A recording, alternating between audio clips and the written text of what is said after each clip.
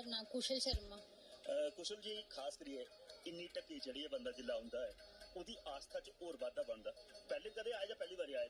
मैं पहली बार ही आई पर सोचा बड़ी बार आने ਲਈ।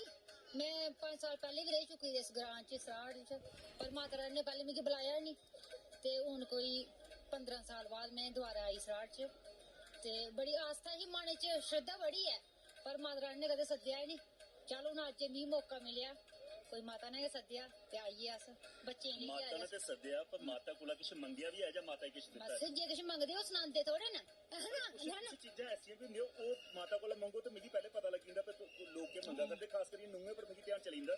नूंहां माता कोला ऐसा यंत्र मंगदियां भई घर च लेइयै ते सस्सू दे गले पाचै। ना ना ना बिल्कुल नहीं। सस्सू सौह्रे जिन्नी होई जा उन्नी घट्ट है। जियां अस अपने माऊ बब्बे पिच्छे छुड़ियै आंदे ते उ'आं गै असें अग्गें अपने जियां माऊ दे थाह्र सस्सू गी समझी लैना, प्यो दे थाह्र सौह्रे गी समझी लैओ। पर मतियां सारियां आखदियां यंत्रगत होया कोई ओकर। ना ना बिल्कुल नहीं। ना ना ना मैं कदे करंट चढ़ना ते फिर ते करदा मन जे नहीं चढ़ जी की क्या गल साड़ी मां नहीं असें निखरदी के कदे। मां दी छड्डी मां दा चंड तफा भी नहीं बुरा लगदा पर सस्सू दी इक बिल्कुल करैक्टी है बड़ी। नहीं कोई गल नहीं, कदे लग गया कोई नहीं ते साइड हुई मतलब पिठ दौड़ी जेल्लै होए ना कोई जे मौका आई जा ते थोड़ी पिठ दौड़ी। सस्स के पिठ दे जां नूं पिठ? ना नूं ने देनी क्योंकि स्याने नहीं, स्याने इसी सिख मत के दिंदे है ना।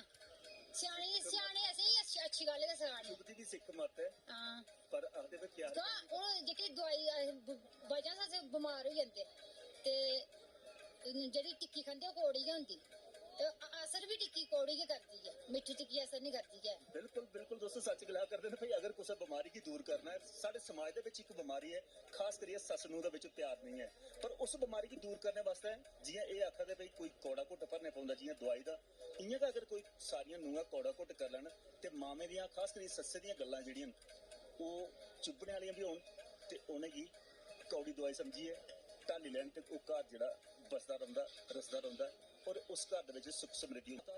ਜਿਹੜੀ ਨੈਣਾ ਦੇਵੀ ਦਾ ਦਰਬਾਰ ਵੇਖਾ ਦਿਓ ਆਇਆ ਤਾਂ ਇਹ ਟੁੱਪੀ ਲਿਆ। ਹੋਰ ਵੀ